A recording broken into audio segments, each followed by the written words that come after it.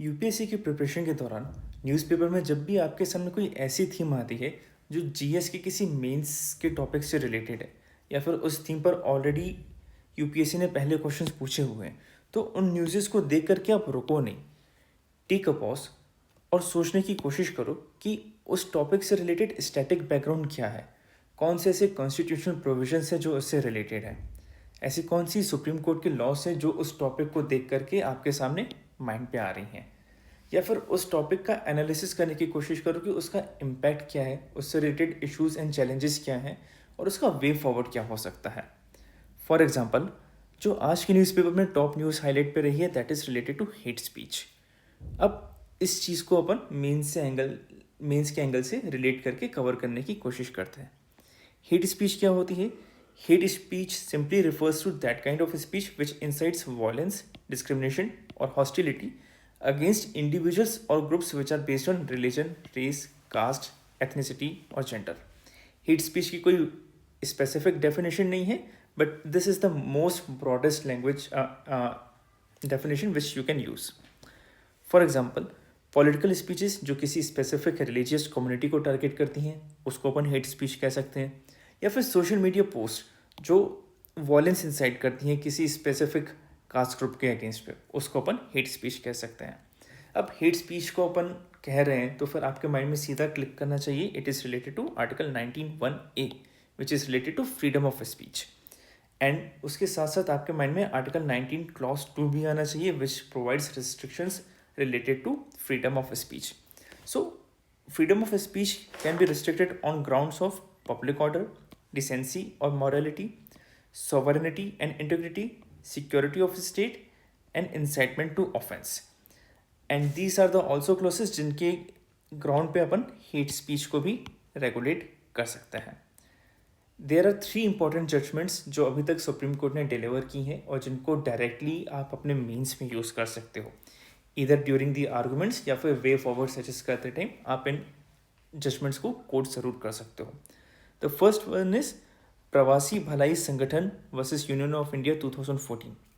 इस जजमेंट में supreme court ने हेट स्पीच के बढ़ते हुए स्कोप को रिकॉग्नाइज किया था that is a growing problem, and साथ ही साथ ये भी बताया था कि the current laws are not sufficient and we need stricter enforcement of the existing laws to control hate speech. The second most relevant case is Amish Devgan versus Union of India 2020. In this case, Supreme Court ने clarify किया था कि we need to differentiate between free speech and hate speech, and एक बहुत ही important punchline कही थी कि that hate speech that attacks dignity of a community is punishable. That means कि ऐसी hate speech जो किसी community की dignity को violate कर रही है। And the third judgment is Shaheen Abdullah versus union of India, जिसमें सुप्रीम कोर्ट ने अथॉरिटीज़ को डायरेक्ट किया था कि they have to register suo motu IR in the cases of hate speech. That is कि अगर कोई हेट स्पीच का केस कॉग्निसेंस में आता है तो बिना किसी कंप्लेन के सुओ मोटो उन अथॉरिटीज़ को कंप्लेन रजिस्टर करनी है।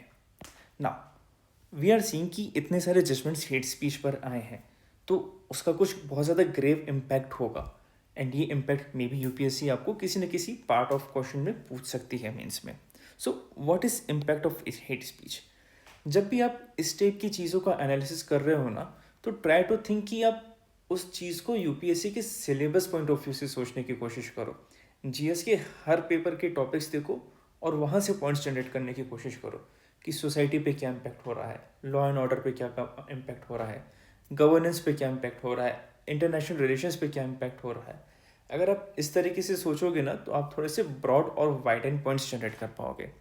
फॉर एग्जांपल, हेट स्पीच का social impact, it erodes social harmony and communal trust, promotes polarisation among communities and weakens the idea of fraternity which is enshrined in our preamble and creates long-term social faults.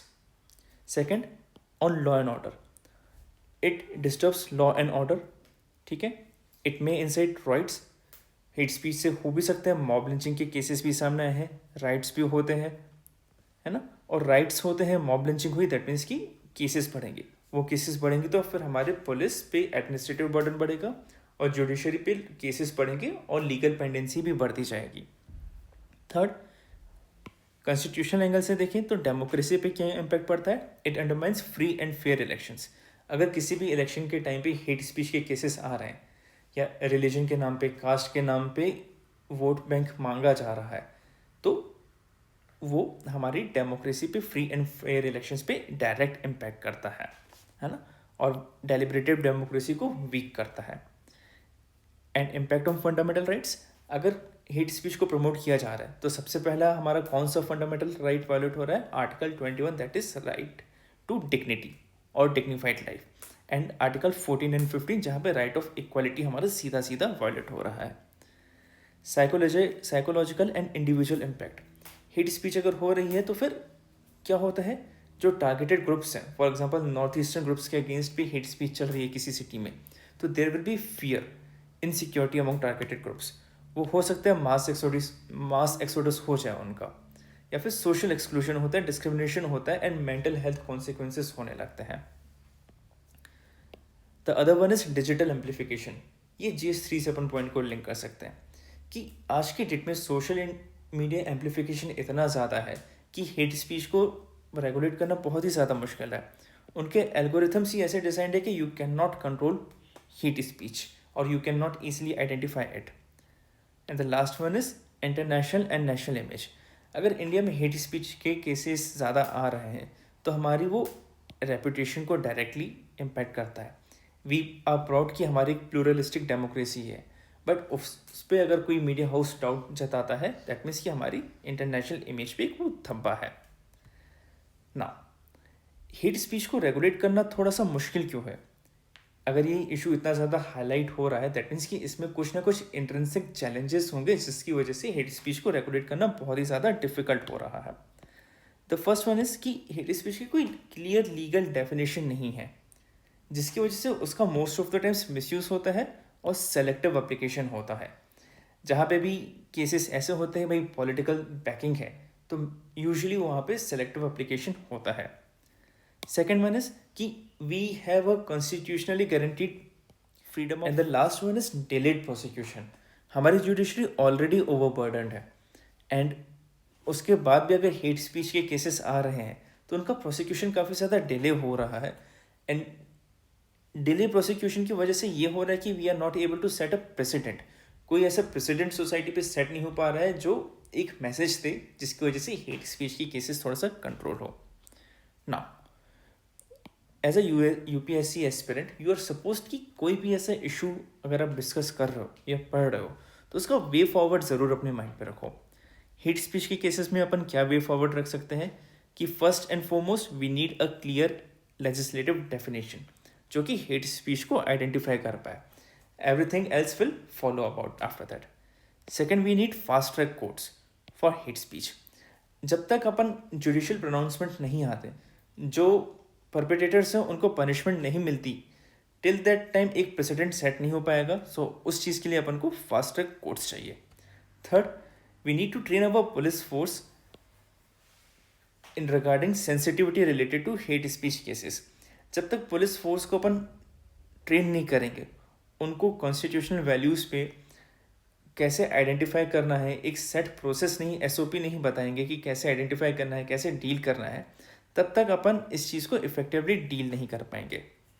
Fourth one is कि digital platforms की responsibility fix करना।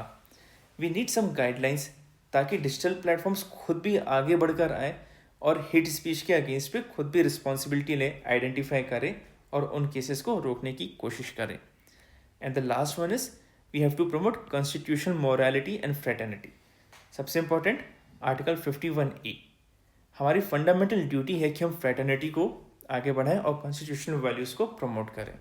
सो when we are doing now, यहाँ पे आपके लिए एक main study conclusion है जिसको डायरेक्टली आप अपने एग्जाम्स पे यूज़ कर सकते हो अगर हेट स्पीच रिलेटेड क्वेश्चन आपके एग्जाम पे आ रहा है। That is, hate speech not only disturbs public order but it strikes at the constitutional values of dignity, equality and fraternity. So we need regulations that must balance liberty of speech with dignity and public order. और अगर आप चाहते हो कि ये content as a PDF format में मिले तो जस्ट कमेंट मी बिलो, मैं आपको टेलीग्राम चैनल के लिंक दे दूंगा जहाँ से आप इसका PDF डायरेक्टली डाउनलोड कर सकते हो।